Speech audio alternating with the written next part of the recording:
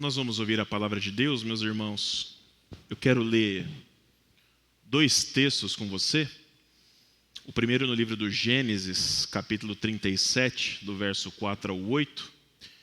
E depois nós leremos o Evangelho de Mateus, capítulo 1, do 18 até o 25. Gênesis 37, 4 a 8, diz assim a palavra de Deus. E José disse aos seus irmãos: agora cheguem perto de mim. E eles chegaram. Então ele disse: eu sou José, o irmão de vocês, que vocês venderam para o Egito. Agora, pois, não fiquem tristes nem irritados contra vocês mesmos por terem me vendido para cá, porque foi para a preservação de vocês. Porque já houve 2 anos de fome na terra, e ainda restam 5 anos em que não haverá lavoura nem colheita. Deus me enviou adiante de vocês, para que fosse conservado para vocês um remanescente na terra, e para que a vida de vocês fosse salva por meio de um grande livramento. Assim não foram vocês que me enviaram para cá, e sim Deus, e fez de mim como que um pai de Faraó, e senhor de toda a sua casa, e como governador em toda a terra do Egito. Mateus 1, 18 a 25.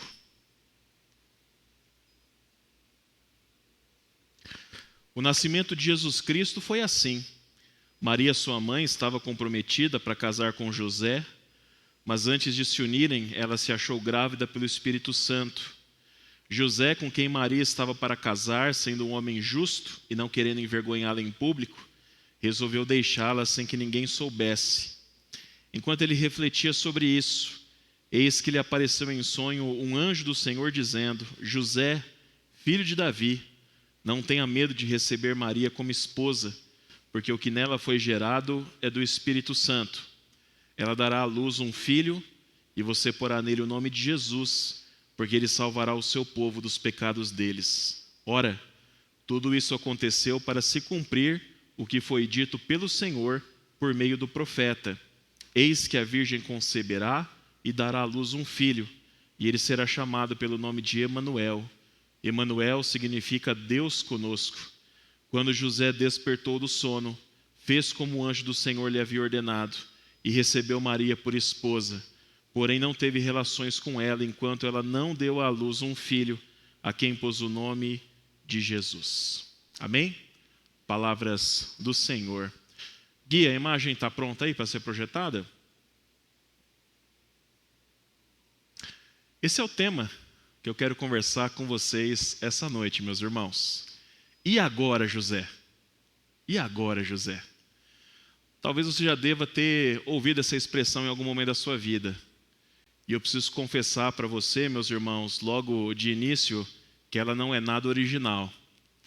O grande escritor e poeta brasileiro, Carlos Drummond de Andrade, ele escreveu certa vez um poema que levava esse título: E agora, José? Esse poema, ele retrata José, um homem possivelmente do interior do Brasil, que havia ido para a cidade grande para tentar uma sorte melhor na sua vida. E diante dos desafios dessa nova fase, dessa nova etapa da sua vida, o poema ele nos mostra um sentimento de solidão, abandono, falta de esperança e sensação de que ele está perdido na vida, sensação de que ele não sabe qual caminho tomar. E diante das situações difíceis que vão sendo retratadas no poema, o texto por diversas vezes repete essa mesma expressão. Vamos repetir juntos? E agora, José? E agora, José? Hoje eu quero falar com você sobre 2 Josés da Bíblia. E 2 Josés que viveram algumas situações muito complicadas, em que poderiam também se dizer a eles: e agora, José? O primeiro José, meus irmãos, que eu quero falar com você é o José do Egito. É o filho de Jacó, com a sua esposa preferida, que se chamava Raquel. E quando a gente olha para a história do José do Egito, a gente percebe que ela é repleta de e agora, José?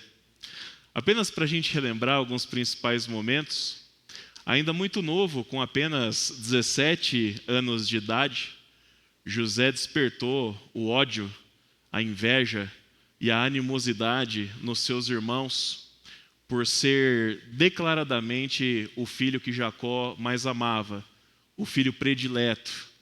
E Jacó, ele não fazia questão nem de disfarçar isso. Era público e notório a sua predileção por José.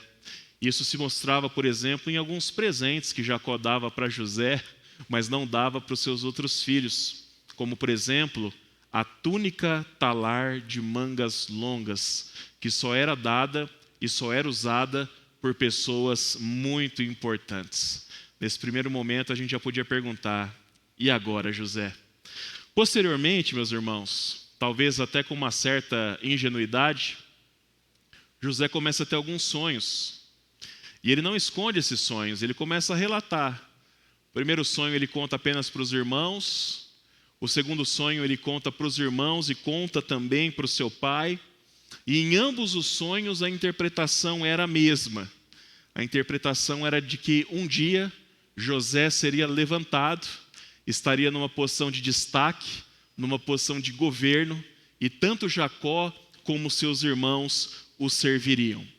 Vocês imaginam como ficou os sentimentos, né, dos irmãos de José com ele. Se já não era bom, agora como falam, né, o caldo entornou de vez. E Jacó ainda não era nada sábio, porque o texto vai dizer que mesmo tendo acontecido isso, ele guardava as coisas no coração. Ele era um pai omisso, não sabia resolver os problemas de relacionamento entre os seus filhos, e infelizmente isso acabou progredindo até quase acabar numa grande tragédia. E agora, José? Com o ódio e a inveja dos seus irmãos cada vez maior, vocês se lembram bem da história, onde José é vendido pelos seus irmãos para um grupo de mercadores midianitas. E quando Rúben, o irmão mais velho, fica sabendo, ele fica desesperado, e eles então traçam um plano para poder encobrir aquilo, né? Eles pegam a veste talar, né, do José, mancham de sangue, jogam no buraco e falam para Jacó que um animal atacou o filho dele e acabou o matando enquanto ele pastoreava no campo. E agora, José? Posteriormente, na sua história, meus irmãos, ele acaba sendo vendido como escravo a um homem chamado Potifar, que era oficial do Egito. Ali o livro de Gênesis mostra que Deus o abençoa sobremaneira. José se torna próspero.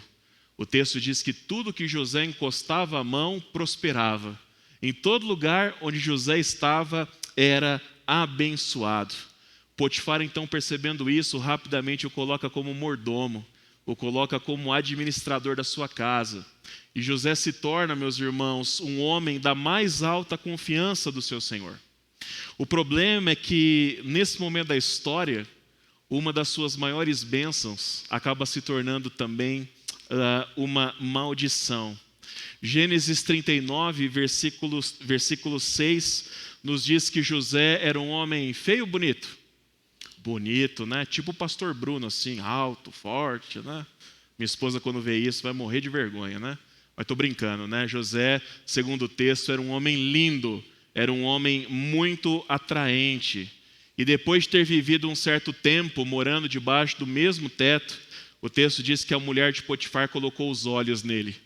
Essa expressão colocar os olhos significa que ela passou a desejá-lo sexualmente.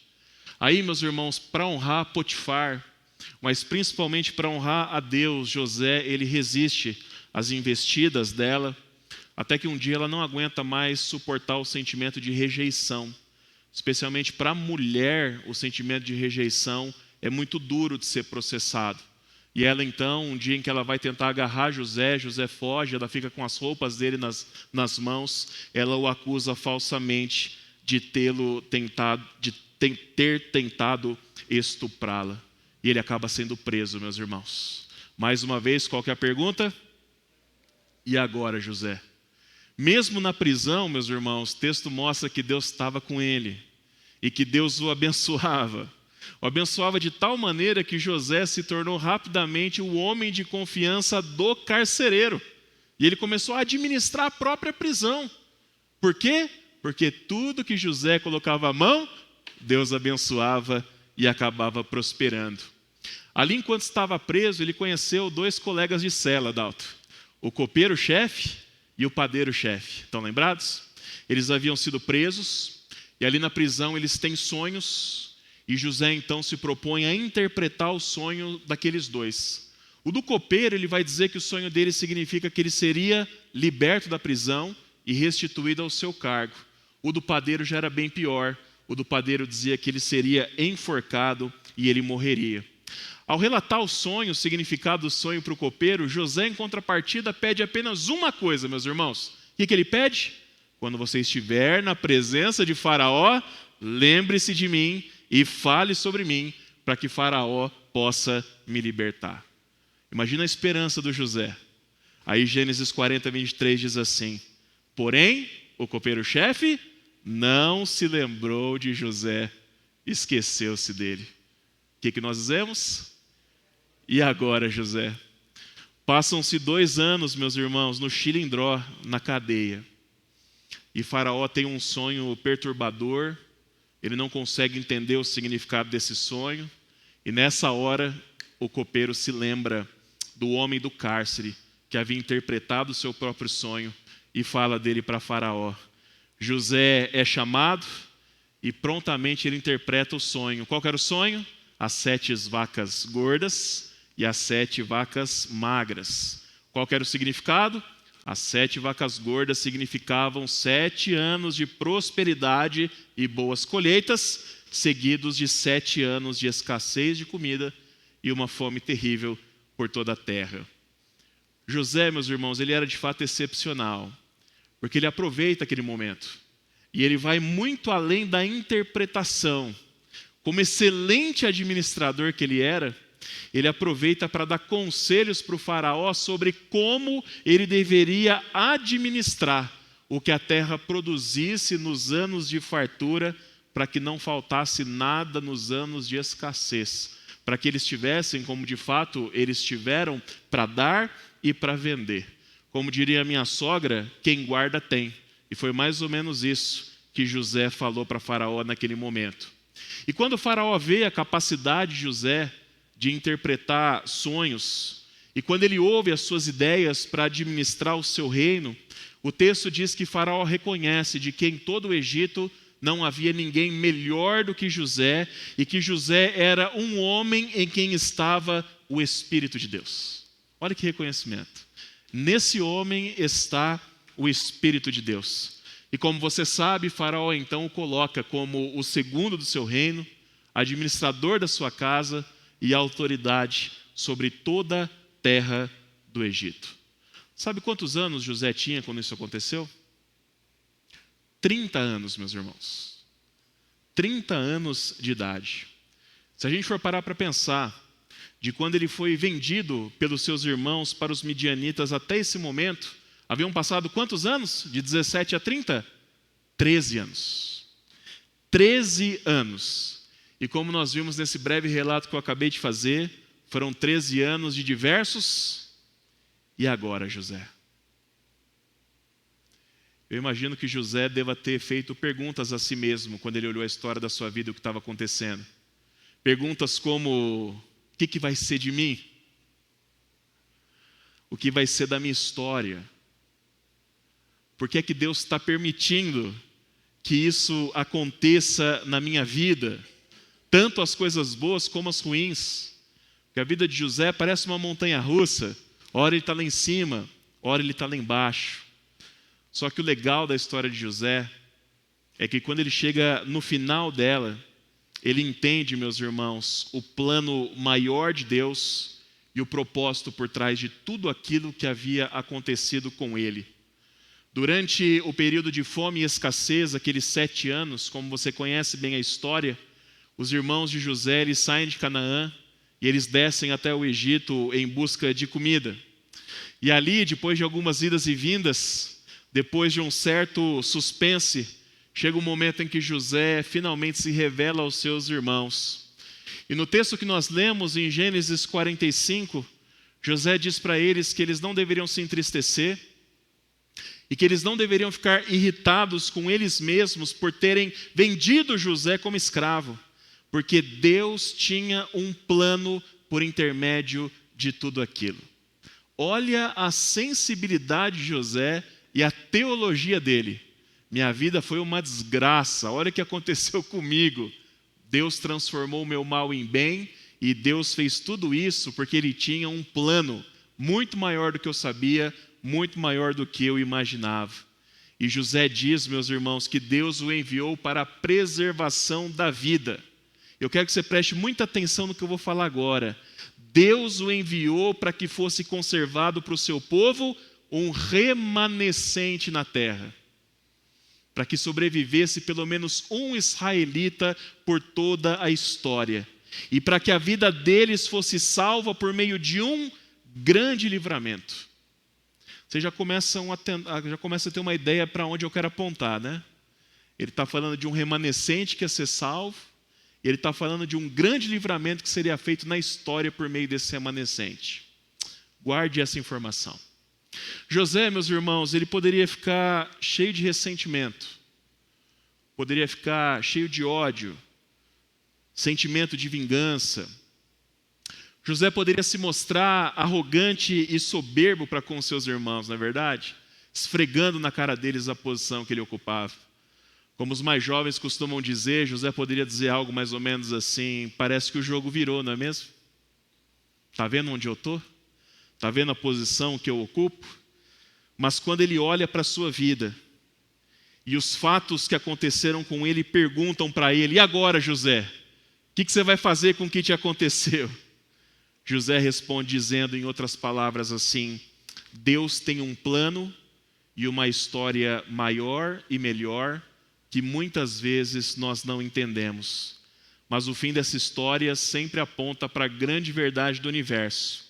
Deus zela, Deus cuida, Deus abençoa, e Deus o tempo todo está provendo um grande livramento para salvar o seu povo. Amém? Essa é a grande lição, a grande mensagem da história do José do Egito. Quase 2000 anos depois, nós encontramos um outro Zé, um outro homem chamado José. Nós não temos muitas informações sobre ele, meus irmãos. O que nós sabemos é que ele morava em Nazaré, na Galileia, mais ou menos ao norte de Israel. Mas sabemos que ele havia nascido em Belém da Judéia, que ficava mais ao sul, e ele pertencia à tribo de Judá. Além disso, a gente sabe também que esse José tinha uma profissão. Qual que era a profissão de José? Ele era carpinteiro, né? Será? Apenas com uma curiosidade, eu já falei isso aqui algumas vezes, meus irmãos. Apesar das nossas Bíblias normalmente falarem, né, que José era um carpinteiro, a palavra traduzida do grego ali no Novo Testamento, ela tem um sentido mais de construtor do que de carpinteiro. Ou seja, era mais provável que José fosse um pedreiro, Adalto, do que um carpinteiro em si. Porque a ideia moderna é que o carpinteiro ele mexe só com madeira, não é verdade? E certamente José não mexia apenas com madeira.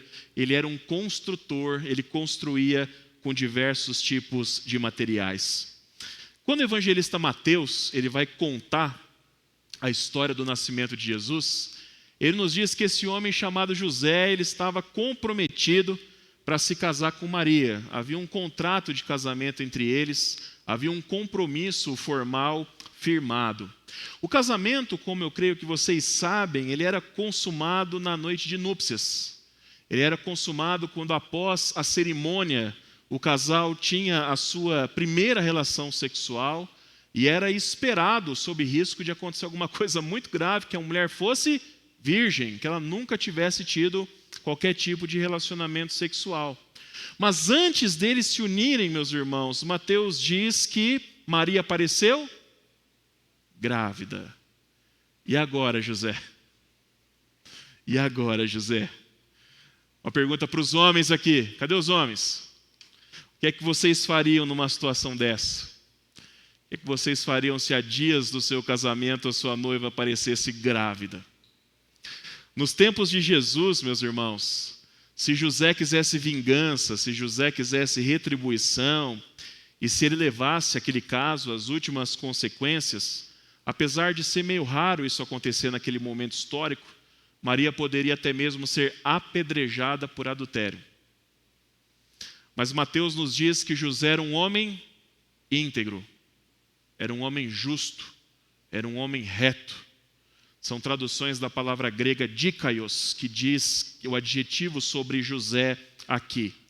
E por ser um homem justo, íntegro, reto, Mateus diz que José não queria envergonhá-la em público, não queria expô-la diante das pessoas, não queria colocar a sua vida e o seu futuro em risco. Sendo assim, ele decide então deixá-la sem que ninguém soubesse. O problema é que havia um contrato de casamento entre eles. E aquele contrato, meus irmãos, deveria ser de alguma forma desfeito, o que já era considerado como um tipo de divórcio. Só que naquele tempo havia algumas opções do divórcio ser feito. Ele poderia ser um divórcio público, com muita gente, com toda a sociedade tendo ciência, como ele poderia ser um divórcio mais privado, apenas com uma ou duas testemunhas, quase sempre apenas duas testemunhas. E é dessa forma que José decide então se separar de Maria, de uma maneira mais discreta.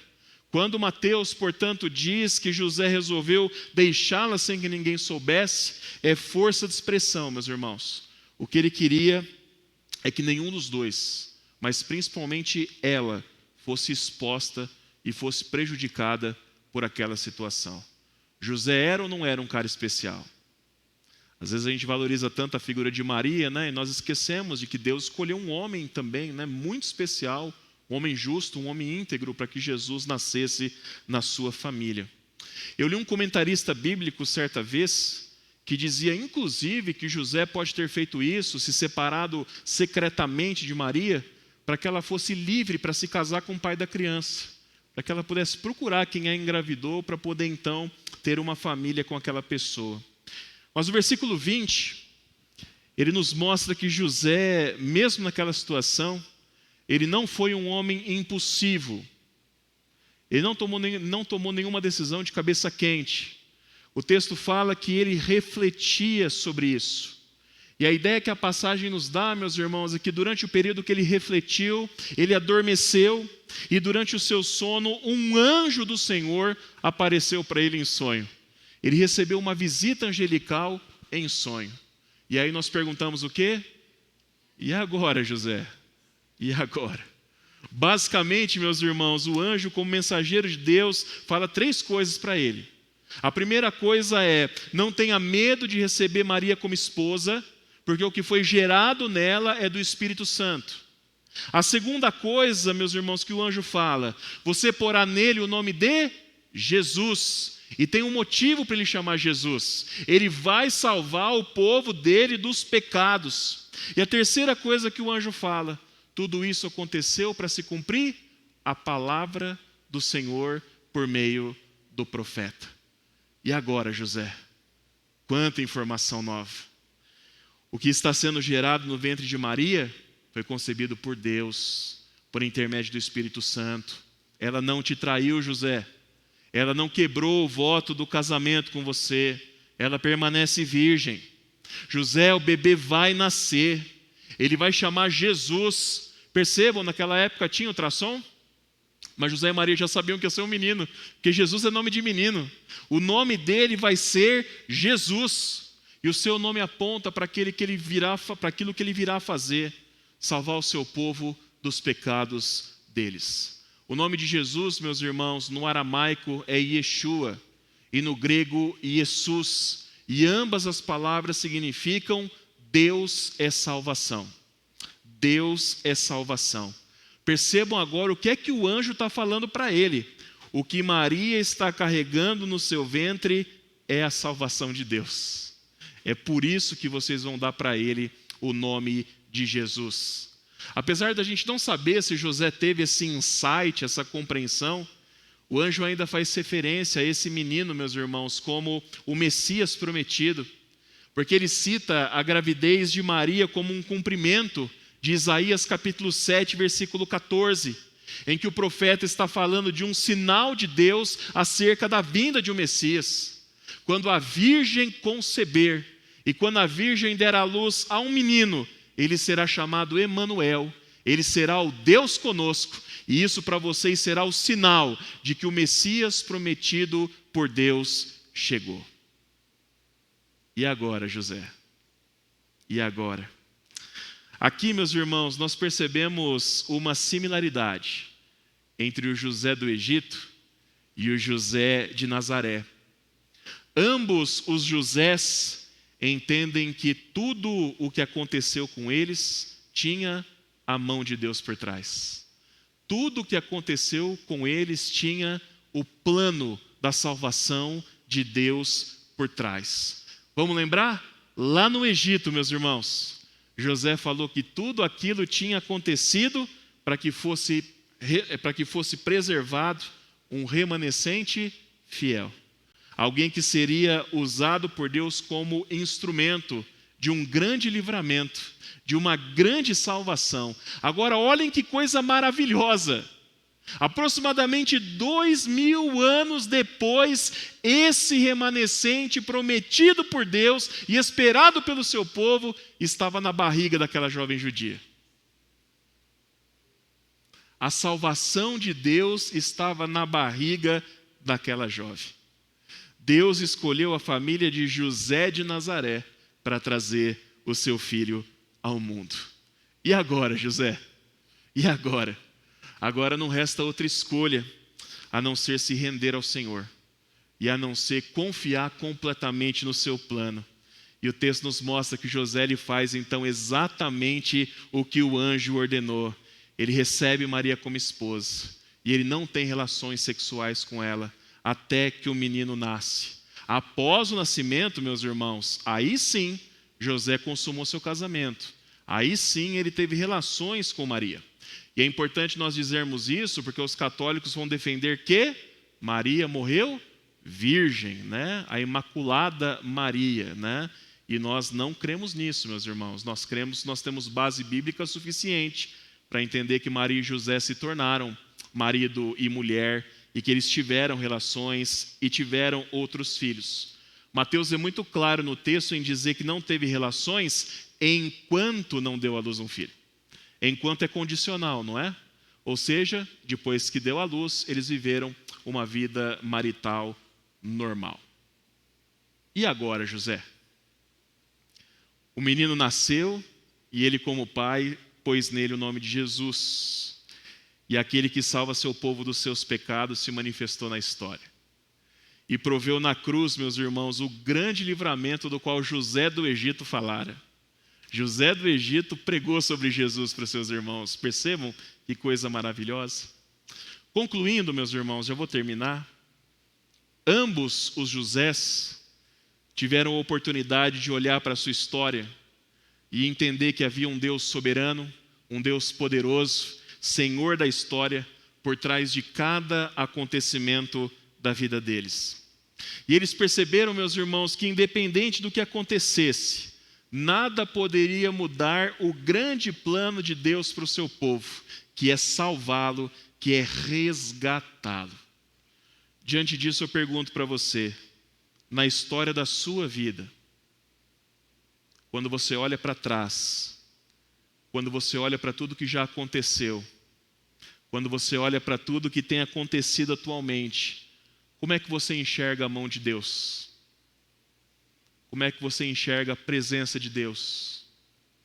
Como é que você enxerga a ação de Deus por trás de tudo aquilo que acontece e não acontece na sua história? Quando as coisas começam a dar errado na sua vida, quando você não entende determinadas coisas que estão acontecendo, como é que você enxerga o seu e agora? Você tem falado muito e agora? O que vai acontecer? Como é que vai ser o futuro? O que vai ser de mim? E agora? O que é que o Senhor tem preparado? O dinheiro acabou. A doença chegou. Meu casamento está em frangalhos, está por um fio. Os meus filhos estão rebeldes. longe do Senhor, trilhando um caminho preocupante. Eu estou preso a um pecado, estou preso a um vício sem conseguir me libertar. E agora, José? E agora, Bruno? E agora, Miltinho? E agora, Nice? E agora, Ellen? E agora? O poema, meus irmãos, do Carlos Drummond de Andrade, nele, o José se sentia sozinho, se sentia abandonado, sem esperança, perdido na vida, sem saber qual caminho seguir, devido aos problemas, os desafios que ele estava enfrentando. Mas o José do Egito e o José de Nazaré, eles decidiram ter fé. Eles decidiram confiar, crer no Deus que está escrevendo uma história de redenção, no Deus que está escrevendo uma história de salvação para o seu povo, uma história que é a minha história, uma história que é a história de todos vocês, de todos aqueles que foram salvos, lavados, remidos no sangue do Cordeiro.